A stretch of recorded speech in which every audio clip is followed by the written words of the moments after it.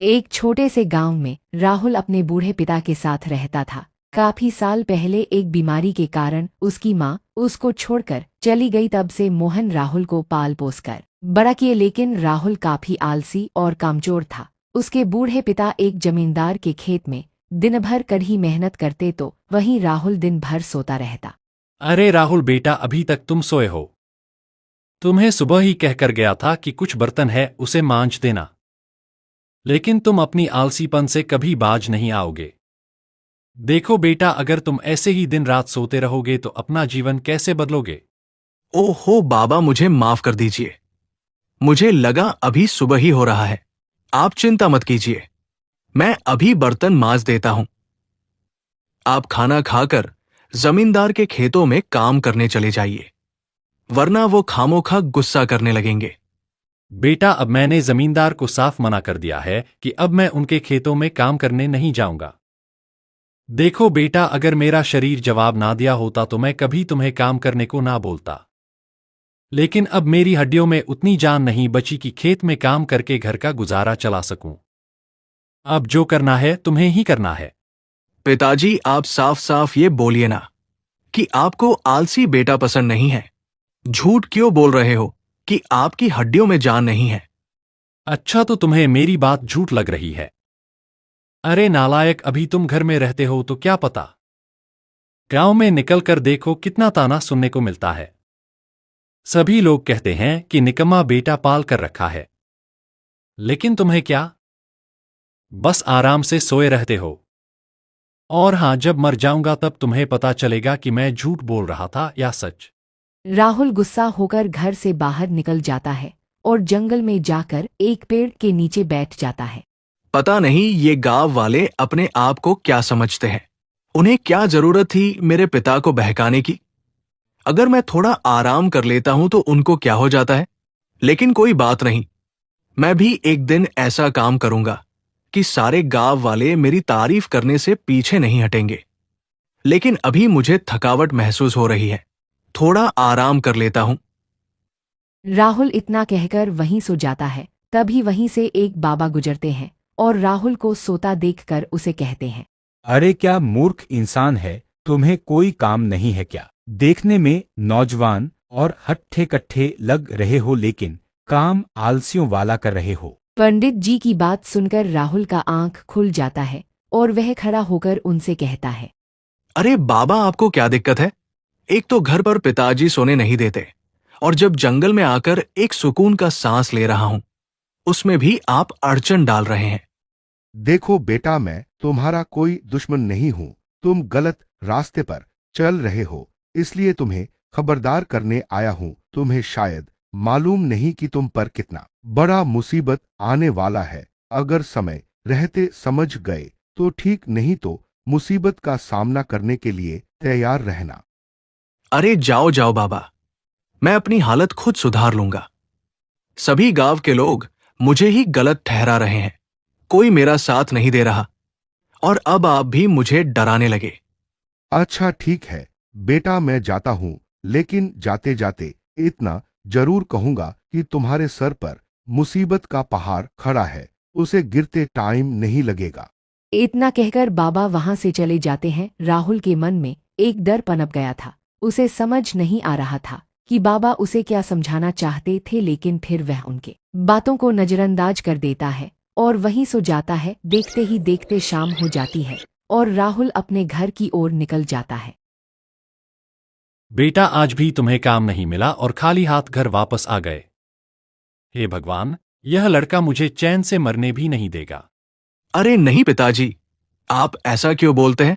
मैं काम की तलाश में निकला तो था, लेकिन सेठ जी ऐसा ऐसा काम दे रहे हैं जो मुझसे कतई नहीं होगा। लेकिन आप चिंता मत कीजिए, मैं कोई ना कोई काम जरूर ढूंढ लूंगा।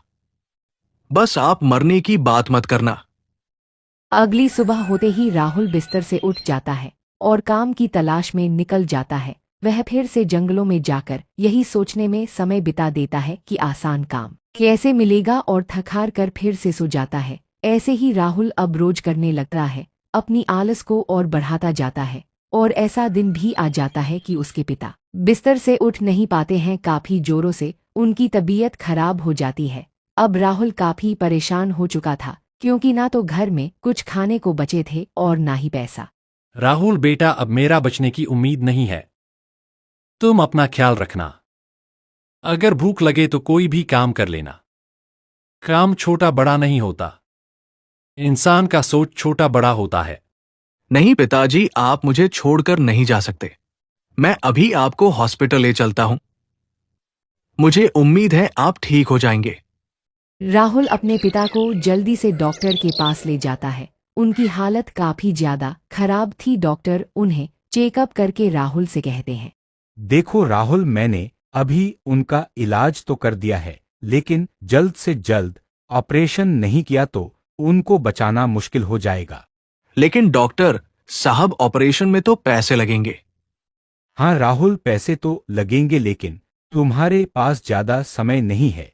जितनी जल्दी तुम 5,000 जमा करोगे उतनी जल्दी तुम्हारे पिता का बचना आसान होगा। अगर देर हुआ तो शायद बचाना भी मुश्किल हो जाएगा, इसलिए तुम अभी से ही इंतजाम करना शुरू कर दो।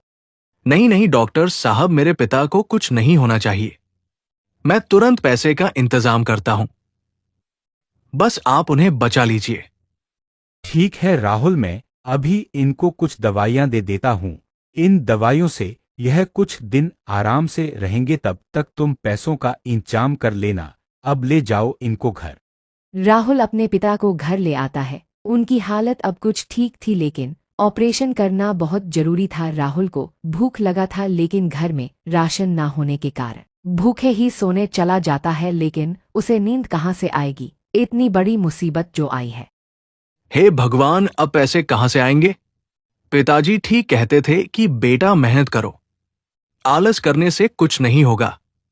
अगर पिताजी को कुछ भी हुआ तो इसका जिम्मेदार सिर्फ और सिर्फ मैं ही होऊंगा। सुबह होते ही सेठ जी से पैसे उधार पर ले लूंगा और पिताजी का इलाज शुरू करा दूंगा, नहीं तो बीमारी बढ़ जाएगी। अगली सुबह होते ही राहुल पैसे उधार लेने के लिए जमींदार के यहाँ चला जाता है। अरे राहुल, तुम मेरे यहां। अब क्या हुआ? जब से तुम्हारा पिता मेरे यहां काम छोड़ा है तब से सारा काम रुका हुआ है, लेकिन तुम उदास लग रहे हो। क्या हुआ? सब ठीक तो है ना? नहीं सेठ जी, कुछ ठीक नहीं है। मेरे पिताजी का तबीयत बहुत जोरों की खराब है और डॉक्टर साहब 5,000 रुपए का मांग किए हैं। लेकिन हम गरीब आदमी इतने कम समय में इतना ज्यादा पैसा कहां से लाएंगे? आप तो एक जमींदार हैं और मेरे पिता आपके यहां काफी सालों से काम किए हैं। आप उनकी मदद कर दीजिए सेठ जी। अब उनकी जान आपके हाथों में है। क्या 5,000 रुपए दे सकते हो? अरे राहुल, लगता है तुम्हारा दिमाग खराब हो गया है। अब तुम्हारा बाप बूढ़ा हो चुका है और जो घोड़ा लंगड़ा हो जाए उस पर कभी पैसा नहीं लगाना चाहिए। अब तुम्हारे पिता से मुझे कोई उम्मीद भी नहीं। जैसे उसने मेरे काम को लात मारा, वैसे मैं भी तुम्हारे फरियाद को लात मारता हूं। चलो जाओ यहां से। 5,000 रुपए तो क्या, 5 रुपए भी देना पसंद नहीं करूंगा। राहुल को एक उम्मीद था कि जमींदार उसकी मदद जरूर करेगा, लेकिन उसके उम्मीद पर पानी फिर गया। बेचारा उदास गांव के मुखिया के पास जाता है, शायद यहाँ उसे कोई मदद मिल सके। राहुल मुखिया के पास भी हाथ पांव जोड़ता है, लेकिन उसे वहां भी कोई मदद नहीं मिलती। बेचारा उदास होकर जंगल में उसी पेड़ के पास जाकर बैठ जाता है, लेकिन आज उसको नींद नहीं आ रही थी। आज उसकी आंखों में एक डर झलक रहा था। हे भगवान, मुझे माफ कीजिए। आज मेरी आलस की वजह से कोई काम देने को तैयार नहीं हो रहा है और आपको तो पता ही है कि बिना काम मिले पैसे का इंतजाम कैसे होगा। आप मेरी मदद करें भगवान, मुझे मेरी गलती का पछतावा हो गया है। आज से मैं आलस नहीं करूंगा। राहुल पछतावा के आंसू बहा रहा था। उसे कोई राह नहीं दिख रहा था। तभी उसी रास्ते से वही पंडित गुजर रहा था और राहुल को रोता देख उसे कहता है, क्या हुआ बेटा? मुसीबत आई तो खून के आंसू रोने लगे। मैंने तुम्हें पहले ही आगाह कर दिया था कि तुम्हारा आलस तुम्हें एक दिन ले डूबेगा, लेकिन तुमने मेरी बात को मजाक में लिया और देखो आज तुम्हारी हालत बद से बदतर हो गई। मुझे माफ कर दीजिए बाबा, मैंने आपकी बात को हल्के में लिया। लेकिन बाबा, आज मुझ पर बहुत बड़ी संकट आई है। पिताजी का तबीयत काफी सीरियस है। डॉक्टर 5,000 रुपए का मांग किए है और मुझे गांव में कोई मदद नहीं कर रहा। अब आप ही कोई रास्ता दिखाइए बाबा, नहीं तो पिताजी मुझे छोड़कर चले जाएंगे। एक तो बचपन में ही माता जी चली गई, लेकिन अब पिताजी चले गए तो मैं अनाथ हो जाऊंगा।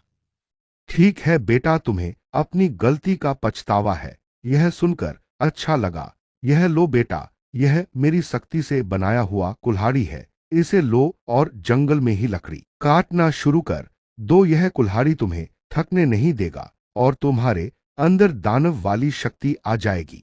राहुल को एक रास्ता मिल चुका था। वह फटाक से कुल्हाड़ी को लेकर जंगल की ओर लकड़ी काटने निकल जाता है। राहुल देखते ही देखते काफी ज्यादा लकड़ी काट लेता है और उसे बाजार में बेचने निकल जाता है।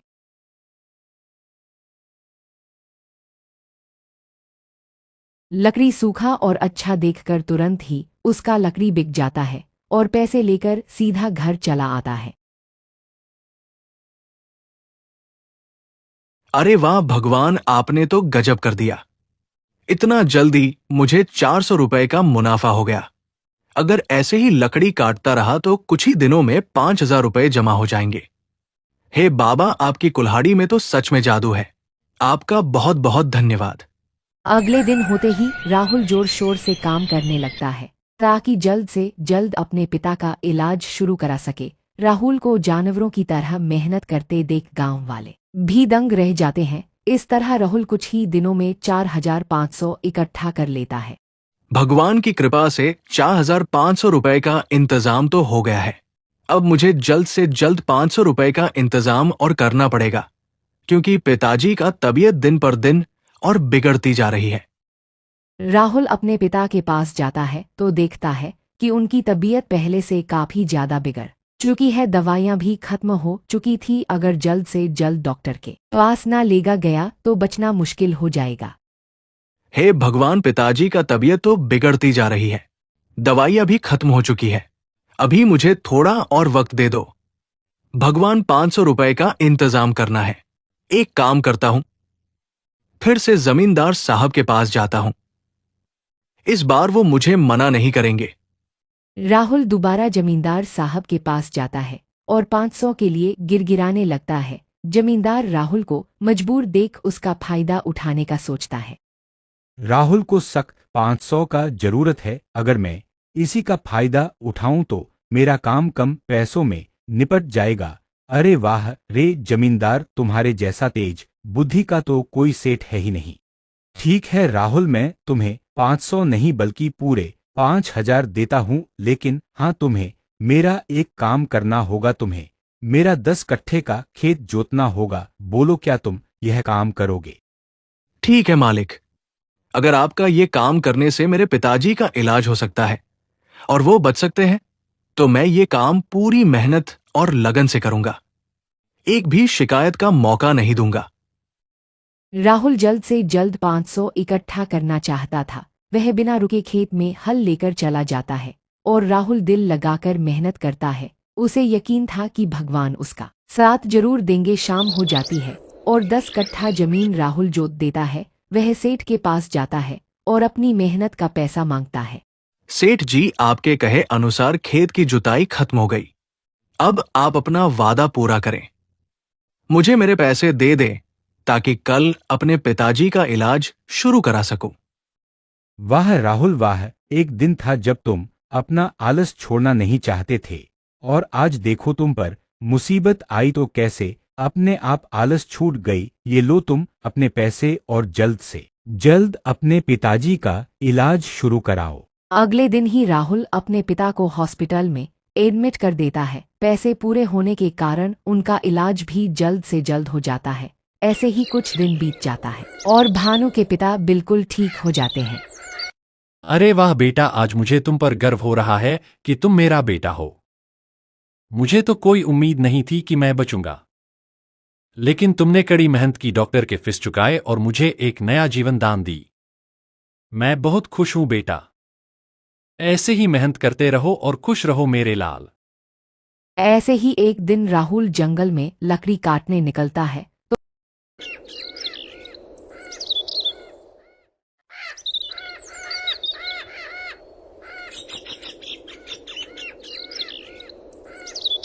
बहुत समय पहले की बात है। हरिनगर राज्य के एक गांव में बहुत ही प्रसिद्ध वैद्य राज रहता था। वो जड़ी बूटियों का अच्छा जानकार था। इसी कारण राजा हरि सिंह, जो इस राज्य का शक्तिशाली राजा था, उस पर बहुत विश्वास करता था। इस बार हरि सिंह एक अनोखी मुसीबत में फंस गया था। उसकी पीठ और शरीर के अन्य हिस्सों में असहनीय खुजली हो रही थी। ना दिन को चैन, ना रात में आराम। अंत में उसने वैद्य राज को बुलाया। एकांत में हरि सिंह ने गंभीर स्वर में कहा, वैद्यराज, तुम मेरे सबसे भरोसेमंद आदमी हो।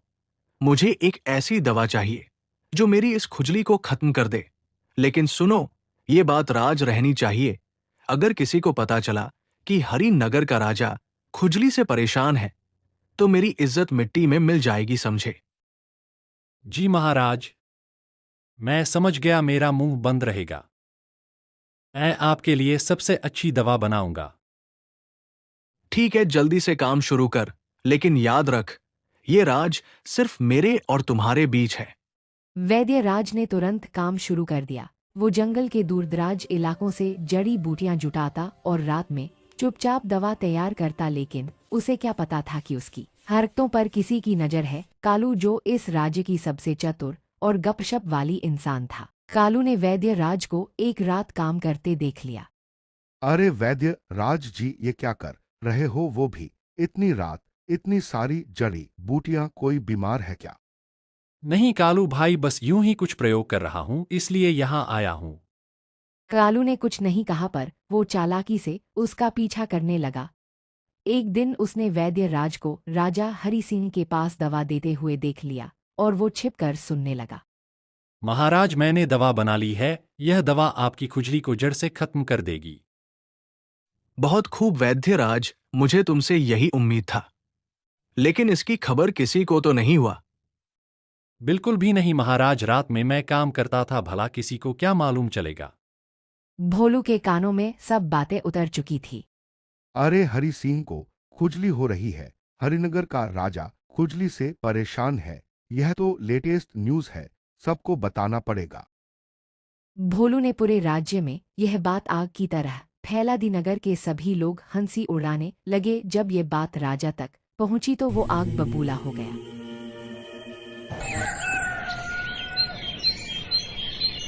वैद्यराज, तुमने मेरा भरोसा तोड़ा। मैंने तुझे साफ कहा था कि ये राज है, फिर भी सारा नगर मेरे मजे ले रहा है। बोल, तूने ऐसा क्यों किया और किस किस को बताया? महाराज, मैंने तो किसी से कुछ नहीं कहा। मेरा विश्वास कीजिए, मैंने आपके राज को अपने सीने में दबा रखा था। तुझे एक हफ्ते का वक्त देता हूं।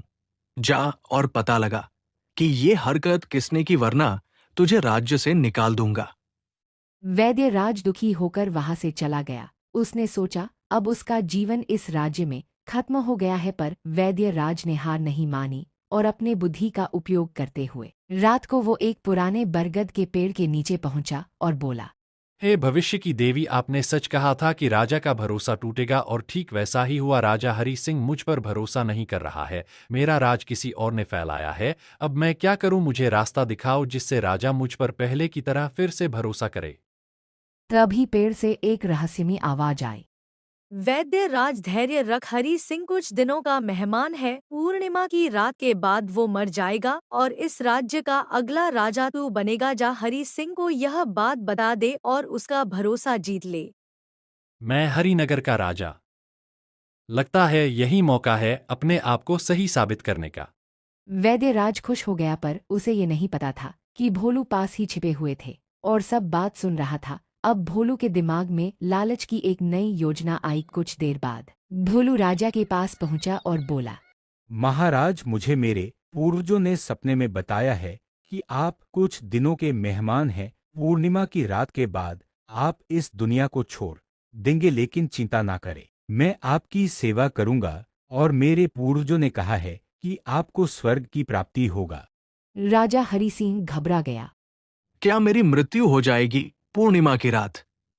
हे भगवान, अब मेरे राज्य का क्या होगा? महाराज, आप डरो नहीं, मैं आपके साथ हूँ। आप बस मेरी सेवा करो आपको स्वर्ग मिलेगा, ऐसा मेरे पूर्वजों ने कहा है। भोलू ने पूरे राज्य में फिर नई अफवाह फैला दी कि राजा हरि सिंह मरने वाला है और वो इस राज्य का अगला राजा बनने वाला है। राज्य में सनसनी मच गया। कुछ ही दिनों में पूर्णिमा की रात आ गई। पूरा राज्य हरि सिंह की राजदरबार के बाहर इकट्ठा हुआ, लेकिन अगली सुबह हरि सिंह बिल्कुल स्वस्थ और गुस्से में था। उसने गुस्से में भोलू को बोला, भोलू, तूने कहा था कि मैं मरने वाला हूं और तेरी सेवा करूं ताकि मुझे स्वर्ग मिले। रुक, अब मैं तुझे स्वर्ग पहुंचाता हूं। महाराज, यह सब वैद्य राज ने कहा था। मैंने उसे किसी जादुई पेड़ से यह बात करते सुना था, तो मैं बस लालच में आकर फायदा उठाना चाहता था और इस नगर का अगला राजा बनने के लालच में यह सब बोल दिया। मुझ नादान को माफ करो महाराज। कुछ देर बाद राजा हरि सिंह अपने सिपाहियों के साथ वैद्य राज के पास पहुंचा।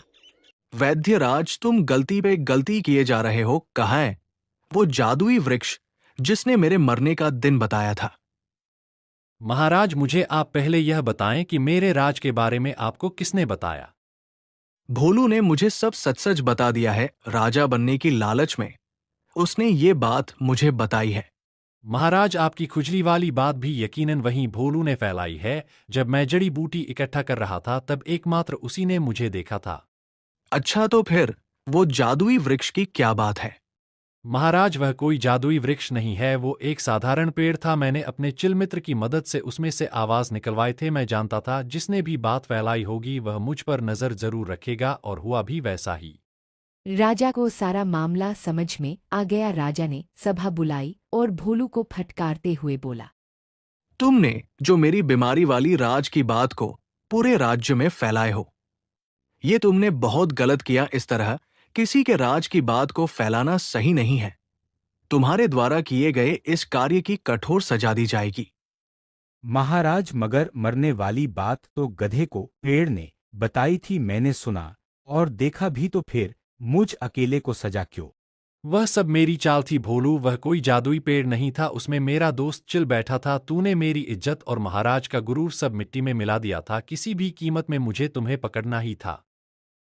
भोलू, दूसरे के राज को फैलाने और राजा से गद्दारी के इल्जाम में मैं तुम्हें इस राज्य से हमेशा के लिए निकाल रहा हूं। तुम्हारा ये आदत इस राज्य के लिए खतरनाक है।